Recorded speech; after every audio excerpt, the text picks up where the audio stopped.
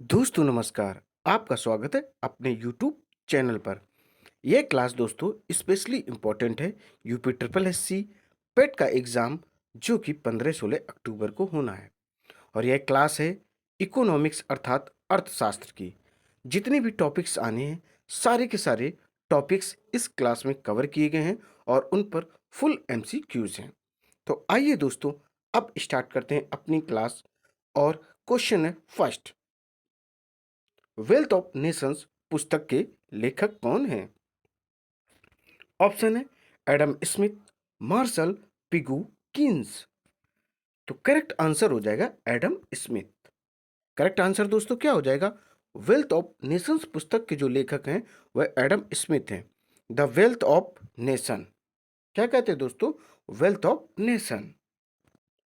अगला प्रश्न है आपके सामने 2 नंबर। देखिए दोस्तों क्या है, प्लानिंग एंड द पुअर पुस्तक के लेखक कौन हैं? ऑप्शन है आपके सामने David Ricardo, B S Minhas, Gunnar Myrdal, George Bernard Shaw. तो इसका जो करेक्ट आंसर हो जाएगा वह हो जाएगा B S Minhas. Planning and the poor पुस्तक के लेखक हैं बी एस मिन्हास। अगला प्रश्न आपके सामने 3 नंबर है, इंडिया इज फॉर सेल नामक पुस्तक किसने लिखी है? विक्रम सेठ ने, खुशवंत सिंह ने, शोभा डे ने, चित्रा सुब्रमण्यम ने। तो इसका जो करेक्ट आंसर हो जाएगा ऑप्शन फोर्थ हो जाएगा Chitra Subramaniam. India is for sale नामक जो पुस्तक है वह चित्रा सुब्रमण्यम ने लिखी है। अगला प्रश्न आपके सामने 4 नंबर है। देखिए दोस्तों, पॉलिटिक्स ऑफ चरखा नामक पुस्तक किसके द्वारा लिखी गई है? अशोक मेहता, जेसी कृपलानी, जेबी कृपलानी, केजी मशरूवाला। तो करेक्ट आंसर हो जाएगा पॉलिटिक्स ऑफ चरखा नामक पुस्तक जेबी कृपलानी द्वारा लिखी गई है। अगला प्रश्न है अपने पास 5 नंबर। देखिए क्या है, poverty and un British rule in India किसकी पुस्तक है? लाला लाजपत राय, बाल गंगाधर तिलक, दादा भाई नौरोजी, सत्येंद्र नाथ टैगोर। तो करेक्ट आंसर हो जाएगा ऑप्शन थर्ड, दादा भाई नौरोजी ने अपनी पुस्तक poverty and un British rule India में सर्वप्रथम आर्थिक निकास की अवधारणा प्रस्तुत की है। उन्होंने धन निष्कासन को भी सभी बुराइयों की बुराई कहा है। क्या कहा? Evil of evils. अगला प्रश्न आपके सामने 6 नंबर है दोस्तों।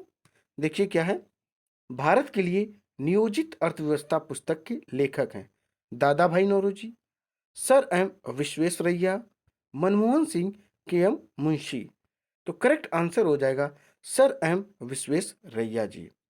भारत के लिए नियोजित अर्थव्यवस्था पुस्तक के लेखक हैं सर एम विश्वेश्वरैया जी हैं राइटर। अगला प्रश्न देखते हैं, आपके सामने 7 नंबर है। फ्री ट्रेड टुडे पुस्तक के लेखक हैं पी एन भगवती, जगदीप भगवती, सी रंगराजन, जे एम लिंगदो। तो इसका जो करेक्ट आंसर हो जाएगा option second, Jagdish Bhagwati. Free trade today पुस्तक के लेखक जगदीश भगवती हैं। जगदीश नटवरलाल भगवती, जिनका जन्म 26 जुलाई 1934 को, ये एक भारतीय अर्थशास्त्री हैं और कोलंबिया विश्वविद्यालय में अर्थशास्त्र और कानून के प्रोफेसर हैं। उन्होंने अंतर्राष्ट्रीय व्यापार में अनुसंधान के लिए जाना जाता है। उनको अंतर्राष्ट्रीय व्यापार में अनुसंधान के लिए जाना जाता है। वे मुक्त व्यापार के समर्थक के रूप में भी विख्यात हैं। वे न्यूयॉर्क में विदेश संबंध परिषद में एक आवासीय सदस्य भी हैं। अब आगे बढ़ते हैं। अगला प्रश्न है 8 नंबर आपके सामने। एशियन ड्रामा किसकी पुस्तक है? B S Minhas, J M Keynes, Gunnar Myrdal, David Ricardo. Correct answer हो जाएगा गुन्नार मिडल। जो एशियन ड्रामा पुस्तक है दोस्तों वह गुन्नार मिडल की पुस्तक है। और इनका देखिए दोस्तों, ये एक स्वीडिश अर्थशास्त्री हैं, राजनेता हैं और नोबेल विजेता भी हैं साथ में। अगला प्रश्न 9 नंबर है, दास कैपिटल किसकी प्रसिद्ध पुस्तक है? Adam Smith, Karl Marx, Gunnar Myrdal, Joseph Stalin. तो करेक्ट आंसर हो जाएगा कार्ल मार्क्स। दास कैपिटल एक पुस्तक है जिसकी रचना कार्ल मार्क्स ने 1867 ईस्वी में की थी। इसमें पूंजी एवं पूंजीवाद का विश्लेषण है तथा मजदूर वर्ग को शोषण से मुक्त करने के उपाय भी बताए गए हैं। अगला प्रश्न है 10 नंबर, कौन सी पुस्तक अमर्त्य सेन द्वारा नहीं लिखी गई है?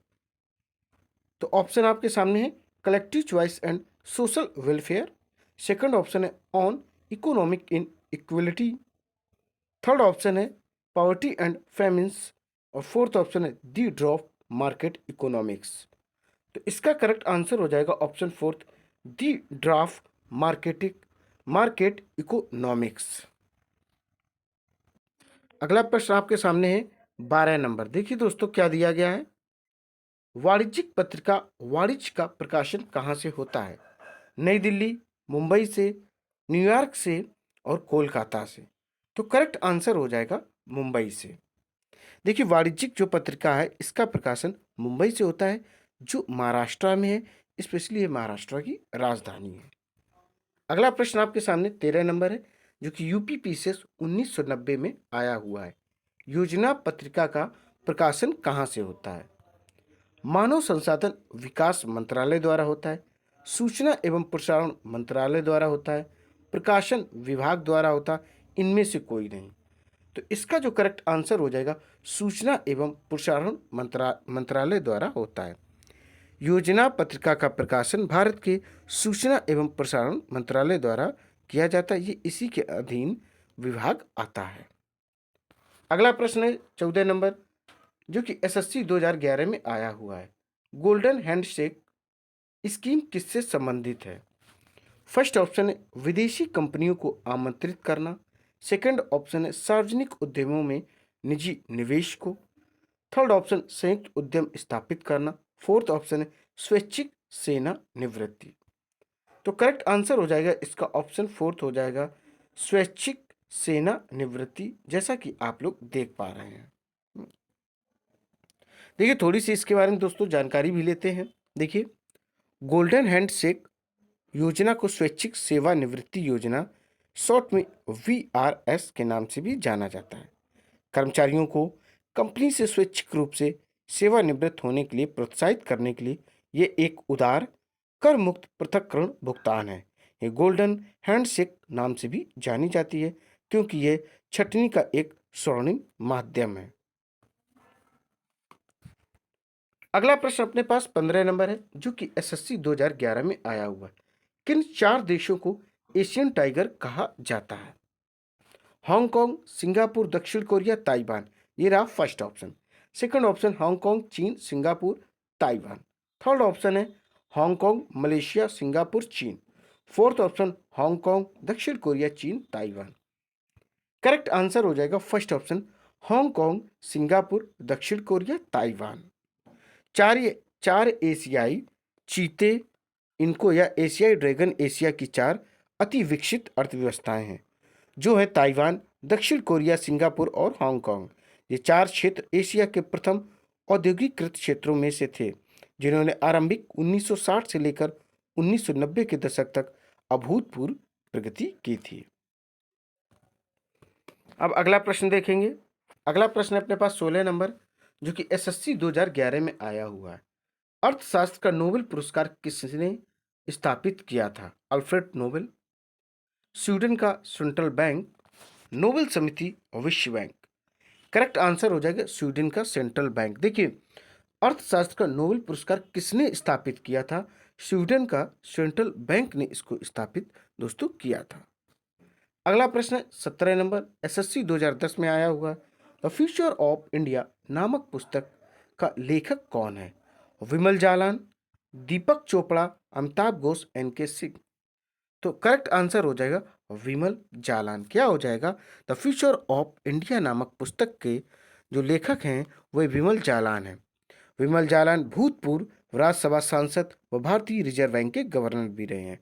वे 22/11/1997 से 6/9/2003 तक भारतीय रिजर्व बैंक के गवर्नर रहे हैं। अगला प्रश्न आपके सामने 18 नंबर है जो कि जेपीएससी 2011 में आया हुआ है। भारत में सबसे पहले किस राज्य में मूल वर्धित कर वैट लागू हुआ था? झारखंड, दिल्ली, हरियाणा, गोवा। तो करेक्ट आंसर हो जाएगा हरियाणा। देखिए दोस्तों, 1 अप्रैल 2005 को सरकार ने 29 भारतीय राज्यों में से 21 में राज्य वैट लागू करने की घोषणा की थी। हरियाणा देश का पहला राज्य है जहां सबसे पहले वैट लागू हुआ था। नई राज्य स्तरीय वैट प्रणाली ने स्थानीय बिक्री करों को बदल दिया और शुरू में 1 अप्रैल 2001 को शुरू होने वाली थी। अगला प्रश्न अपने पास 19 नंबर। निम्नलिखित में से किस अर्थशास्त्री को अर्थशास्त्र का जनक कहा जाता है? यह एमपीपीएससी 2010 में आया हुआ है। माल्थस, रॉबिन्सन, रिकार्डो, एडम स्मिथ। करेक्ट आंसर हो जाएगा एडम स्मिथ। क्या हो जाएगा दोस्तों? एडम स्मिथ इसका करेक्ट आंसर हो जाएगा। ध्यान रखिएगा आप लोग, ये रहा एडम स्मिथ। देखिए दोस्तों, एडम स्मिथ जिनका जन्म 5 जून 1723 से और 17 जुलाई 1790 तक इनका जीवन काल रहा है। एक ब्रिटिश नीतिवेत्ता, दार्शनिक और राजनीतिक अर्थशास्त्री थे। उन्हें अर्थशास्त्र का पितामह भी कहा जाता है। अगला प्रश्न है अपने पास 20 नंबर। मध्याह्न भोजन योजना संबंधित नहीं है शैक्षिक उन्नतीकरण से, सामाजिक समता से, भोजन का अधिकार से, शिशु पोषण से। तो करेक्ट आंसर हो जाएगा ऑप्शन थर्ड। मध्याह्न भोजन योजना भोजन के अधिकार से संबंधित नहीं है। मध्याह्न भोजन योजना भारत सरकार की एक योजना है जिसके अंतर्गत पूरे देश के प्राथमिक और लघु माध्यमिक विद्यालयों के छात्रों को दोपहर का भोजन निःशुल्क प्रदान किया जाता है। मध्याह्न भोजन स्कीम छात्रों के ज्ञानात्मक, भावात्मक और सामाजिक विकास में सहायता करता है। अगला प्रश्न है अपने पास 21। देखिए, जो कि यूपी पीसीएस 2011 में आया हुआ है। मोड वेट संबंधित है उत्पाद कर से, मूल वर्धित कर से, धन कर से और आय कर से। तो इसका करेक्ट आंसर हो जाएगा ऑप्शन सेकेंड, मूल वर्धित कर से। मॉड वेट संशोधित वैल्यू एडेड टैक्स ये केंद्रीय उत्पाद शुल्क के नियमों के अधीन एक ऐसी प्रणाली है जो अंतिम उत्पादन के निर्माण के लिए है। मॉडवेट योजना का उद्देश्य अंतिम उत्पादों से इनपुट पर कर यानी कि दोहरे कराधान के व्यापक प्रभाव से बचना है। अगला प्रश्न देखेंगे, 22 नंबर है आपके सामने, जो कि यूपी पीसीएस 2009 में आया हुआ है। आधार एक कार्यक्रम है वरिष्ठ नागरिकों की सहायता हेतु, किशोरियों को पोषण सहायता प्राप्त उपलब्ध कराने हेतु, सामान्य जन को सामाजिक सुरक्षा प्रशिक्षण हेतु, भारतीय नागरिकों को पहचान उपलब्ध कराने हेतु। तो इसका करेक्ट आंसर हो जाएगा ऑप्शन फोर्थ, भारतीय नागरिकों को पहचान उपलब्ध कराने हेतु। क्या होगा दोस्तों? भारतीय नागरिकों को पहचान उपलब्ध कराने में आधार, जो कि एक यूनिक आईडी के तौर पे जाना जाता है। अब आपके सामने प्रश्न है 23, जो कि एसएससी सीआईएसएफ एसआई 2010 में आया हुआ है। भारत में न्यूनतम मजदूरी अधिनियम कब लागू किया गया था? 1936 ईस्वी में, 1948 ईस्वी में, 1951 ईस्वी में, 1956 ईस्वी में। तो इसका करेक्ट आंसर हो जाएगा ऑप्शन सेकंड, 1948 ईस्वी में। देखिए दोस्तों, न्यूनतम मजदूरी अधिनियम 1948 भारत की संसद द्वारा पारित एक श्रम कानून है जो कुशल तथा अकुशल श्रमिकों को दी जाने वाली मजदूरी का निर्धारण करता है। अगला प्रश्न अपने पास 24 नंबर है, जो कि एसएससी 2011 में आया हुआ है। इंदिरा आवास योजना किन लोगों को आवास में सहायता देने वाली योजना है? विकलांगों को आवास, अनाथों को आवास, गरीब ग्रामीण को आवास, गरीब नगरवासियों को आवास। तो करेक्ट आंसर हो जाएगा ऑप्शन थर्ड, गरीब ग्रामीण आवास। क्या कहेंगे? गरीब ग्रामीण को आवास। प्रधानमंत्री आवास योजना, जिसका नाम सितंबर 2016 में इंदिरा आवास योजना से बदलकर प्रधानमंत्री आवास योजना कर दिया गया, भारत में एक केंद्र प्रायोजित आवास निर्माण योजना है। अगला प्रश्न अपने पास 25 नंबर है, जो कि बीएसएससी 2008 में आया हुआ, अर्थात बिहार के स्टाफ सिलेक्शन कमीशन में ये क्वेश्चन आया हुआ है। संगम योजना संबंधित है ग्रामीण क्षेत्रों में कृषि मेला से। सेकंड ऑप्शन ग्रामीण क्षेत्रों में अल्पसंख्यकों से। थर्ड ऑप्शन ग्रामीण क्षेत्रों में सांस्कृतिक गतिविधियों से। फोर्थ ऑप्शन ग्रामीण क्षेत्रों में विकलांगों से। तो करेक्ट आंसर हो जाएगा ऑप्शन फोर्थ, ग्रामीण क्षेत्रों में विकलांगों से। संगम जो योजना है दोस्तों, वह ग्रामीण क्षेत्रों में विकलांगों से संबंधित है। अब आगे दिखाते हैं। विकलांगों की मदद के लिए सरकार द्वारा 15 अगस्त 1996 को संगम योजना शुरू की गई थी। इस योजना के तहत ग्रामीण क्षेत्रों में रहने वाले विकलांग व्यक्तियों को समूह में संगठित किया जाता है। आर्थिक आंदोलनों को चलाने के लिए संगम नाम के ऐसे प्रत्येक समूह को 15,000 रुपए की सहायता प्रदान करने का प्रावधान है। अगला प्रश्न अपने पास 26 नंबर, जो कि एसएससी 2010 में आया हुआ प्रश्न है।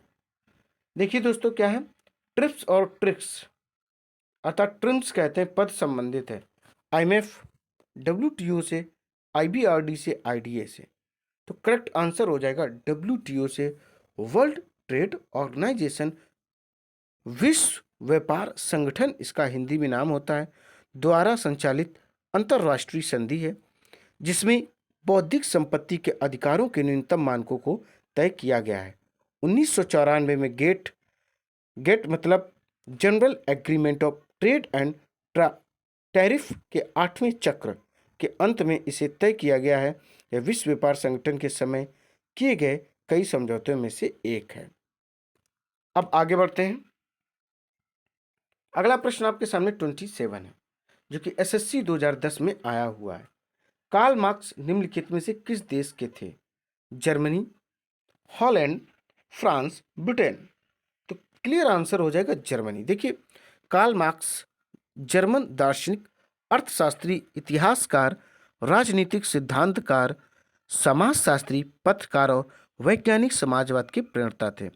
इनका पूरा नाम कार्ल हेनरिक मार्क्स। इनका जन्म 15 मई 1818 को त्रेवेस के एक यहूदी परिवार में हुआ था। आगे बढ़ते हैं। अगला प्रश्न है 28 नंबर, कार्ल मार्क्स की पुस्तक दास कैपिटल प्रकाशित हुई थी। यह एसएससी सीपीओ एसआई 2010 में आया हुआ है। 1857 में, 1862 में, 1867 में, 1872 में। तो क्लियर आंसर हो जाएगा 1867 में। दास कैपिटल, जो कि जर्मन दास कैपिटल अर्थ होता है क्या? पूंजी। एक पुस्तक है जिसकी रचना कार्ल मार्क्स ने 1867 में की थी। इसमें पूंजी एवं पूंजीवाद का विश्लेषण है तथा मजदूर वर्ग को शोषण से मुक्त करने के उपाय बताए गए हैं। अगला प्रश्न है 29, इंदिरा गांधी राष्ट्रीय वृद्धावस्था पेंशन योजना के अंतर्गत 60 वर्ष में अधिक आयु वाले व्यक्तियों के लिए पेंशन की राशि प्रतिमाह 200 रुपए से बढ़ाकर कितनी कर दी गई है? यह दोस्तों एसएससी 2011 में आया हुआ है। तो इसका करेक्ट आंसर हो जाएगा 500 रुपए। क्या हो जाएगा? 500 रुपए। अगला प्रश्न है, देखिए दोस्तों, यह आईबीपीएस क्लर्क 2011 में आया हुआ। भारत सरकार ने निम्नलिखित में से किस कल्याण योजना का आरंभ किया था? जीवन आधार, जीवन कोमल और मध्याह्न भोजन योजना और जीवन अमृत। करेक्ट आंसर हो जाएगा मध्याह्न भोजन योजना। अगला प्रश्न है, देखिए दोस्तों क्या है, यह है 31 नंबर, निम्नलिखित में से कौन सी योजना सरकार द्वारा आरंभ नहीं की गई थी? वृद्धा पेंशन योजना, भारत निर्माण योजना, कुटीर ज्योति योजना, जीवन तरंग योजना। तो करेक्ट आंसर हो जाएगा फोर्थ ऑप्शन, जीवन तरंग योजना। अगला प्रश्न है अपने पास 32, महात्मा गांधी ग्रामीण रोजगार योजना अधिनियम के अंतर्गत कार्यरत कामगारों की मजदूरी अब खाली स्थान पर आधारित है। थोक मूल्य सूचकांक द्वारा, बैंकों की मूल उधार द्वारा, आरबीआई द्वारा निर्धारित रेपो दर द्वारा, उपभोक्ता मूल्य सूचकांक द्वारा। करेक्ट आंसर हो जाएगा ऑप्शन फोर्थ, उपभोक्ता मूल्य सूचकांक पर यह आधारित है। दोस्तों देखिए, महात्मा गांधी ग्रामीण रोजगार योजना अधिनियम के अंतर्गत कार्यरत कामगारों की मजदूरी अब उपभोक्ता मूल्य सूचकांक पर आधारित हो गए हैं। भारतीय संसद द्वारा 2 फरवरी 2006 को राष्ट्रीय ग्रामीण रोजगार गारंटी अधिनियम 2005 योजना ग्रामीण क्षेत्रों में रोजगार शुरू करने के लिए प्रारंभ की गई थी। अगला प्रश्न देखते हैं 33 नंबर। भारत के समतल प्रदेश में स्थित गांव प्रधानमंत्री ग्राम सड़क योजना के अंतर्गत आते यदि उस गांव की जनसंख्या कितनी होनी चाहिए? 500, 1000, 1500, 2000। करेक्ट आंसर हो जाएगा ऑप्शन सेकंड 1000। कितनी होनी चाहिए? 1000 दोस्तों। अब आपके सामने प्रश्न है 34 जो कि आरबीआई 2012 में आया हुआ। भारत के शहरों को गंदी बस्ती रहित बनाने के लिए कौन सी योजना शुरू की गई थी? जवाहरलाल नेहरू राष्ट्रीय शहरी नवीकरण मिशन, भारत निर्माण योजना, राजीव आवास योजना, इंदिरा आवास योजना। करेक्ट आंसर है राजीव आवास योजना। अगला प्रश्न देखते हैं। आपके सामने 35 नंबर है। नियमित रूप से स्कूल जाने हेतु बच्चों को प्रेरित करने के लिए भारत सरकार द्वारा निम्नलिखित में से कौन सी योजना शुरू की गई थी? कुटीर ज्योति, मध्याह्न भोजन, मनरेगा, राजीव आवास योजना। तो करेक्ट आंसर है मध्याह्न भोजन योजना। मध्याह्न भोजन योजना भारत सरकार की योजना है जिसके अंतर्गत पूरे देश के प्राथमिक और लघु माध्यमिक विद्यालयों के छात्रों को दोपहर का भोजन निःशुल्क प्रदान किया जाता है।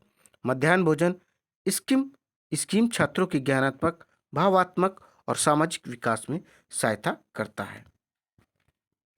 अगला प्रश्न आपके पास 36 है। देश के सभी जिलों में कार्यान्वित किया जा रहा कार्यक्रम नवोदय विद्यालय, राजीव गांधी विद्युतीकरण योजना, सर्व शिक्षा योजना, मनरेगा। तो सर्व शिक्षा योजना ही है। अगला प्रश्न 37 है। देखिए दोस्तों क्या है।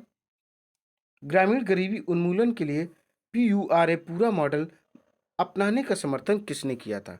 Doctor APJ Abdul Kalam, Manmohan Singh, MS Swaminathan, Atal Bihari Vajpayee. Correct answer हो जाएगा MS APJ अब्दुल कलाम। अगला प्रश्न आपके पास 38 है। सौभाग्य योजना संबंधित है UPPCS 2017 है। लड़कियों की शिक्षा हेतु छात्रवृत्ति से, लड़कियों के विवाह हेतु वित्तीय सहायता से, गरीबी रेखा के नीचे वाले परिवारों को मुफ्त बिजली के प्रावधान से, या एक नवजात बालिका की पैदाइश पर वित्तीय सहायता के प्रावधान से। तो करेक्ट आंसर हो जाएगा ऑप्शन थर्ड, गरीबी रेखा के नीचे वाले परिवारों को मुफ्त बिजली के प्रावधान से। जिन लोगों का नाम साल 2011 की सामाजिक आर्थिक जनगणना में है उन्हें सौभाग्य योजना के तहत मुफ्त बिजली कनेक्शन दिया गया था। जिन लोगों का नाम सामाजिक आर्थिक जनगणना में नहीं है उन्हें बिजली का कनेक्शन सिर्फ 500 रुपये के शुल्क पर दिया गया था। ऐसे लोग 500 रुपये भी क्या करते थे? 10 किस्तों में आसान से चुका सकते थे। ये बहुत बेहतरीन गवर्नमेंट की योजना थी। अब अगला प्रश्न 39 UPPCS 2015 में आया हुआ मेक इन इंडिया कार्यक्रम का लोगो है शेर। लोगो क्या था? शेर, हाथी, चीता, कंगारू। करेक्ट आंसर है शेर। अगला प्रश्न 40 नंबर है। निम्नलिखित में से कौन भारत निर्माण का अंग नहीं है? BPSC 2015 में पूछा गया है। ग्रामीण आवास, ग्रामीण विद्युतीकरण, कृषि आधारित उद्योग, ग्रामीण टेलीफोनी। तो करेक्ट आंसर हो जाएगा कृषि आधारित उद्योग। अगला प्रश्न 41 है। देखिए क्या है दोस्तों। प्रधानमंत्री आदर्श ग्राम योजना कब शुरू की गई थी? 2009-10, 2012-13 और 2010-11, 2008-9। तो करेक्ट आंसर हो जाएगा 2009-10। प्रधानमंत्री आदर्श ग्राम योजना, जिसे शॉर्ट में PMAGY कहते हैं, ग्रामीण विकास कार्यक्रम है जिसका केंद्र सरकार द्वारा वित्तीय वर्ष 2009-10 में भारत के ग्रामीण इलाकों में विकास के लिए अनुसूचित जातियों के लोगों से अधिक अनुपात के विकास के लिए शुरू किया गया था। केंद्रीय और राज्य की योजनाओं और प्रति गांव के आधार पर वित्तीय धन भी आवंटित किया गया था। अगला प्रश्न 42 है। राष्ट्रीय ग्रामीण स्वास्थ्य मिशन कब शुरू किया गया था? जून 12, मई 2010, अप्रैल 2010, मार्च 2005। करेक्ट ऑप्शन हो जाएगा फोर्थ, अप्रैल 2005। देखिए राष्ट्रीय ग्रामीण स्वास्थ्य मिशन, जिसको शॉर्ट में NRSW एच कहते हैं, भारत सरकार की एक योजना है, योजना थी जिसका उद्देश्य देश भर में ग्रामीण परिवारों को बहुमूल्य स्वास्थ्य सेवाएं उपलब्ध कराना। यह वर्तमान स्वास्थ्य योजनाओं को और जन स्वास्थ्य की अवस्था को सुधारने के लिए एक सरकारी योजना है जो अप्रैल 2005 में लागू हुई थी। राष्ट्रीय ग्रामीण स्वास्थ्य मिशन देश के हर राज्य में लागू हुआ है। 18 राज्यों पर विशेष ध्यान दिया गया है। आगे बढ़ते हैं दोस्तों। अगला प्रश्न आपके पास 43 है। देखिए क्या है दोस्तों, 1 करोड़ से अधिक युवाओं को कौशल प्रशिक्षण उपलब्ध कराने के लिए केंद्र सरकार ने किस योजना की स्वीकृति प्रदान की है? प्रधानमंत्री कौशल विकास योजना, digital India mission, startup India, stand up India. Correct answer हो जाएगा प्रधानमंत्री कौशल विकास योजना। देखिए दोस्तों, प्रधानमंत्री कौशल विकास योजना भारत सरकार की एक योजना है जिसे जुलाई 2015 में शुरू किया गया था। इस योजना के तहत 2020 तक 1 करोड़ युवाओं को प्रशिक्षण देने की योजना बनाई गई थी। इस योजना का उद्देश्य ऐसे लोगों को रोजगार मुहैया कराना था जो कम पढ़े लिखे हैं या बीच में स्कूल छोड़ देते हैं। अगला प्रश्न 44 एग मार्क है। नियंत्रित कृषि बाजार। सेकंड ऑप्शन अंडा उत्पादन के लिए एक सरकारी संस्था। थर्ड ऑप्शन है किसानों की सहकारी समिति। फोर्थ ऑप्शन है पदार्थ की गुणवत्ता के लिए एक मोहर। तो करेक्ट आंसर हो जाएगा पदार्थ की गुणवत्ता के लिए एक मोहर। पदार्थ की गुणवत्ता के लिए मोहर। देखिए, एग मार्क जो होता है एक प्रमाण चिन्ह होता है जो भारत में कृषि खाद्य के लिए उपयोग किया जाता है। दोस्तों, ये क्लास यहीं पर कंप्लीट होती है। इसमें सारे के सारे रिवीजन करवाए गए हैं जो कि टॉपिक्स है स्पेशली पेट एग्जाम के लिए। फटाफट इस क्लास को लाइक करें, शेयर करें और चैनल को सब्सक्राइब करें। दोस्तों, जय हिंद, जय भारत।